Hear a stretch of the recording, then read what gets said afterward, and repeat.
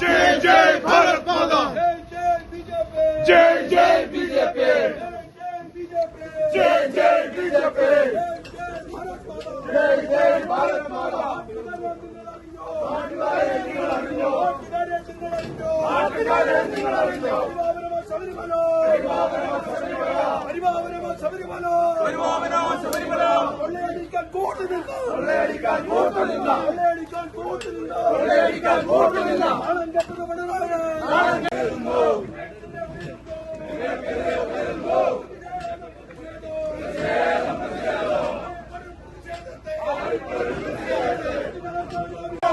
പ്രതിഷേധം പ്രതിഷേധം ആളിപ്പടരും പ്രതിഷേധത്തെ ഇല്ലാതാക്കാൻ നോക്കേണ്ട ഇല്ലാതാക്കാൻ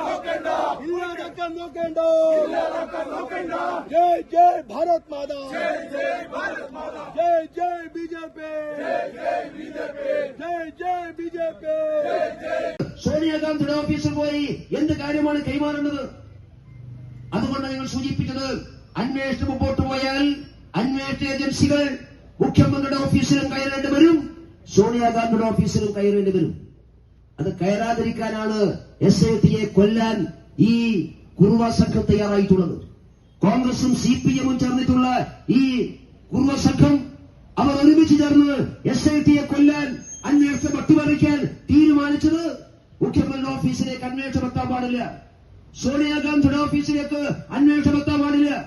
അതുകൊണ്ടാണ് ഭാരതീയ ജനതാ പാർട്ടി സൂചിപ്പിക്കുന്നത് അന്വേഷണം സത്യസന്ധമാകണമെങ്കിൽ, ശബരിമല അയ്യപ്പന്റെ സ്വർണം കട്ട കാട്ടുകള്ളന്മാരെ കൽത്തുറുങ്ങടക്കണമെങ്കിൽ, അതിന് കൂട്ടുന്ന രാഷ്ട്രീയ മേലാളന്മാരെ കൈകളിൽ കയ്യാമം വീഴിക്കണമെങ്കിൽ ഈ കേരളത്തിലെ CPM-കാരും കോൺഗ്രസുകാരും ചേർന്ന കുറുവ സംഘം കൊലപ്പെടുത്തിയ SITയുടെ അന്വേഷണം കൊണ്ട് ഇനി കഴിയില്ല, പുതിയ അന്വേഷണം ഉണ്ടാവണം.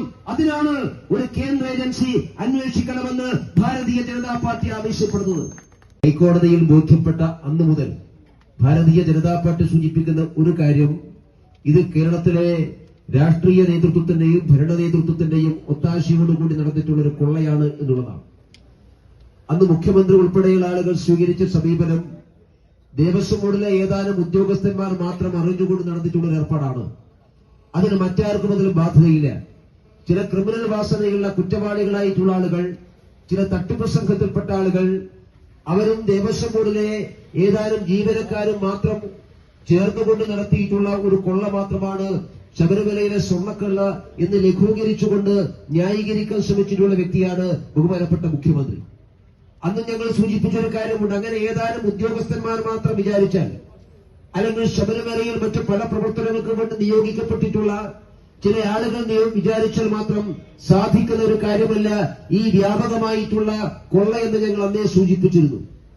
അതിന്റെ അടിസ്ഥാനത്തിലാണ് ബഹുമാനപ്പെട്ട ഹൈക്കോടതി ഇത് അന്വേഷിക്കാൻ വേണ്ടി ഒരു സ്പെഷ്യൽ ഇൻവെസ്റ്റിഗേഷൻ ടീമിനെ നിശ്ചയിച്ചത്.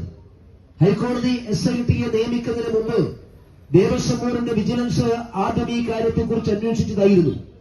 ആ ദേവസ്വം ബോർഡിന്റെ വിജിലൻസ് അന്വേഷണത്തിൽ സത്യസന്ധതയില്ല, സുതാര്യതയില്ല എന്ന് ബോധ്യപ്പെട്ടപ്പോഴാണ് ശബരിമലയിലെ സ്പെഷ്യൽ അഡ്മിനിസ്ട്രേറ്ററുടെ അഭ്യർത്ഥന പ്രകാരം ബഹുമാനപ്പെട്ട ഹൈക്കോടതി സ്വമേധയാ കേസെടുത്തുകൊണ്ട് ഒരു SITയെ നിയോഗിക്കാൻ വേണ്ടി തീരുമാനിച്ചത്.